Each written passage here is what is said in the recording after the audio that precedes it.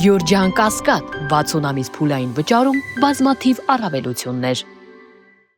Արև ձեզ հարգելի գործընկերներ, հարգելի նախագահողներ, պատգամավորներ, մեդիա ներկայացուցիչներ,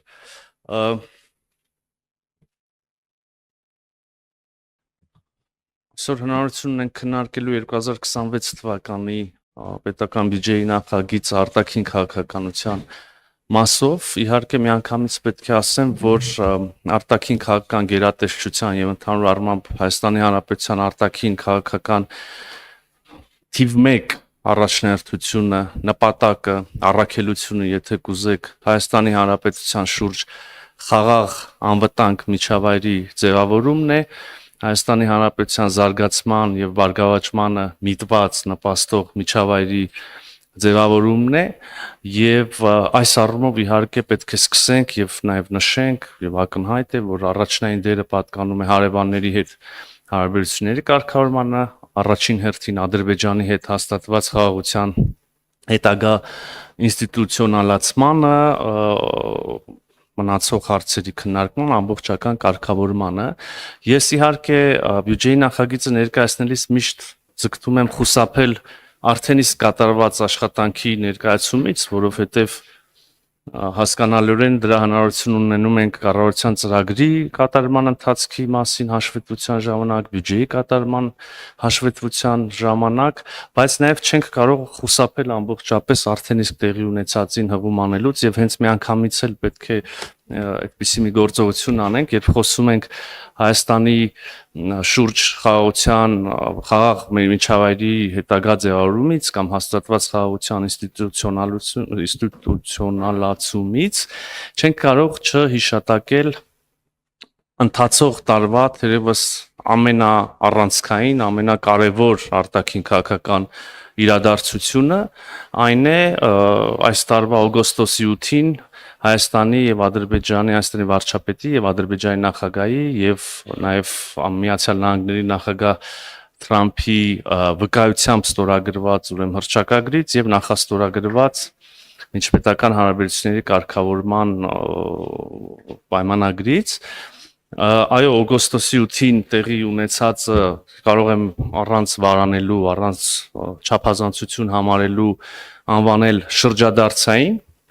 իհարկե բնավ կասկածի տակ չդնելով կամ չթերագնահատելով մինչ այս ուղղությամբ կատարված աշխատանքը տեղի ունեցած բանակցությունները ի վերջո այդ ամբողջը հանգեցրեց նաև հնարավոր դարձրեց օգոստոսի 8-ը, բայց այո, չափազանցություն չի, եթե ասեմ, որ այնինչ տեղի ունեցավ այդ օրը Վաշինգտոնում շրջադարձային էր եւ նաև հետագա ուրեմն աշխատանքները ներկայացնելու համատեքստում անկյունակարային են։ Այդ օրը ես ավելորդ չեմ համարում նորից ամփոփել, նորից ներկայացնել իրականում ինչ տեղի ունեցավ։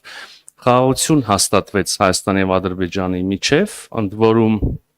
նորից ստորագրված հռչակագրով անվերապահ ուրեմն հարգանք հայտնելով միմյանց տարածքային ամբողջականության, քաղաքական անկախության նկատմամբ, ՄԱԿ-ի կանոնադրության եւ Ալմատի հռչակագրի համաձայն սահմանների ուրեմն անձեռնմխելիության նկատմամբ, նաեւ այդ օրը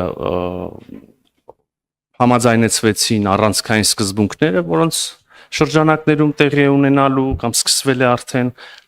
ապա տրանսպորտային ենթակառուցվածքների ապաշրջափակման գործընթացը եւ նաեւ նախաստորագրվեց արդեն երկու արտաքին գործերի նախարարների կողմից նախաստորագրվեց խաղաղության եւ միջպետական հարաբերությունների հաստատման վերաբերյալ պայմանագիրը եւ այս պայմանագրում էլ իր հերթին արտացոլված են եւ հետագայում այդ տեքստը հրապարակվեց, հանրայնացվեց, իր հերթին պայմանագրում էլ արտացոլված են նույն փոխադարձ սահմանների եւ տարածքային ամբողջականության ճանաչումը, ներքին գործերին չխառնվելու ուրեմն հանձնառությունը եւ մնացած բոլոր կարևոր սկզբունքները չեմ ուզում հատիկ առ հատիկ թվարկել, կրկին տեքստը հանրային է, ցանկացած պահի կարող եք մտնել եւ ծանոթանալ, եթե մինչ այդ չեք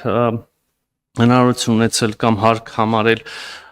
Մի բան կուզեի այստեղ ավելացնել, ես շատ կարևոր եմ համարում այդ տեքստի հանրայնացումը, նաեւ այն առումով, որ երևի բոլորս կհիշենք, թե ինչ բարդ կոնֆիգուրացիաներով, ինչպիսի ստեր էին տարածվում եւ մանիպուլյացիաներ էին տարածվում այս պայմանագրի վերաբերյալ կրկին առիթ եմ ունեցել էլի ասելու նորից կասեմ սահմանադրությունների փոփոխություն, չգիտեմ 100,000-ավոր մարդկանց շարժ էստեղից այնտեղ եւ այլն եւ Փառք Աստծո թուղթը հանրային է, հրապարակային է եւ տեսնում ենք, որ այդ մանիպուլյացիաներից եւ որևէ մեկը այդտեղ ոչ միայն չկա, այլև հերավոր ակնարկ անգամ այդ ամեն ինչի մասին չկա։ Սա իհարկե առանձին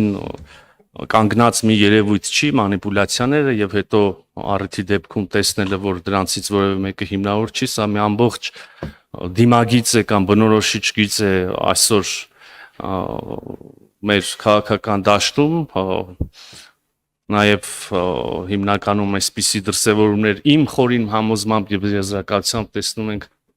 հիմնականում շատ որոշակի տրամադրվածություն ունեցող քաղաքական ուժերի եւ նաեւ նրանց ազդեցության տակ գտնվող մեդիա ռեսուրսների կողմից, բայց ինչևէ ցավալի է, բայց փաստ է։ Մեզ մնում է հերթական անգամ առանց դադարելու առիթից առիթ յուրաքանչյուր հարկ եղած հնարավորության դեպքում ցույց տալ, որ այդ ամբողջը կեղծ է եւ մեր հանրությանը մատուցել այն, ինչ իրականում կա։ Վաշինգտոնյան համաձայնությունների ենթակառուցվածքների կտորին անդրադառնամ, չափազանց կարևոր է հարգելի գործընկերներ եւ մեզ հավանաբար հիմա կամ հետո դիտող հայրենակիցներին եմ ուզում նաեւ խոսքս ուղղել, չափազանց կարևոր է հասկանալ, արձանագրել, որ խոսքը մեծ ապաշրջափակման մասին է։ Այսինքն հիշենք, Հայաստանը 30+ տարիներ գտնվում էր շրջափակման ներքո եւ հիմա երկու երկրները պայմանավորվում են ապաշրջափակել կամ եթե իհարկե հարկ լինի կառուցել նոր ենթակառուցվածքներ, միմյանց միջև տրանսպորտային ենթակառուցվածքները։ Սա առաջին հերթին նշանակում է Հայաստանի ապաշրջափակում մեր համար, իհարկե նաև այս ապաշրջափակման ջանքերը ներառում են, ես հասկանում եմ, որ ցանկություն առաջանում է երբեմն նեղացնել այս թեման, հանգեցնել Ադրբեջան, Նախիջևան, ուրեմն կապին, բայց մեծ ապաշրջափակման ջանքերը համաձայնեցված սկզբունքների ներքո ներառում են նաև Ադրբեջան, Նախիջևան կապը, ընդ որում ենթակառուցվածքը, որով այդ կապը օրինակ պետք է իրականացվի, նույն կերպ շահագործվելու է եւ օգտագործվելու է կրկին Հայաստանի Հանրապետության կողմից։ Եվ ուրեմն, որոնք են այդ սկզբունքները, որոնց ներքո կամ որոնց շրջանակներում տեղի է ունենալու այդ մեծ ապաշրջափակումը։ Կրկին սկզբունքները հանրահռչակված են, բայց քանի դեռ մեկ է նույնիսկ հանրահռչակված հանրային տեքստերի դեպքում մանիպուլյացիաները կարող են շարունակել, նորից ուզում եմ ընդգծել, ուրեմն տարածքային ամբողջականության սահմաններում շրջանակներում է լինելու ապաշրջափակումը, սահմանների անձեռնմխելիության ճանաչմամբ, երկրների լիակատար ուրեմն ինքնիշխանության եւ իրավազորության հարգմամբ եւ իհարկե փոխադարձության սկզբունքը եւս պահպանված է։ Ուրեմն նորից այն ինչ որ կապաշրջափակվի, այդ թվում եւ Ադրբեջան, Նախիջևան, ուրեմն հաղորդակցությունը գործելու է ամբողջապես մեր մասը, կոնկրետ հատկապես այն ինչ որ մեր տարածքում կգտնվի, գործելու է ամբողջապես Հայաստանի Հանրապետության իրավազորության ներքո։ Հիշում ենք ամիսների, տարիների, ուրեմն խոսակցություններ են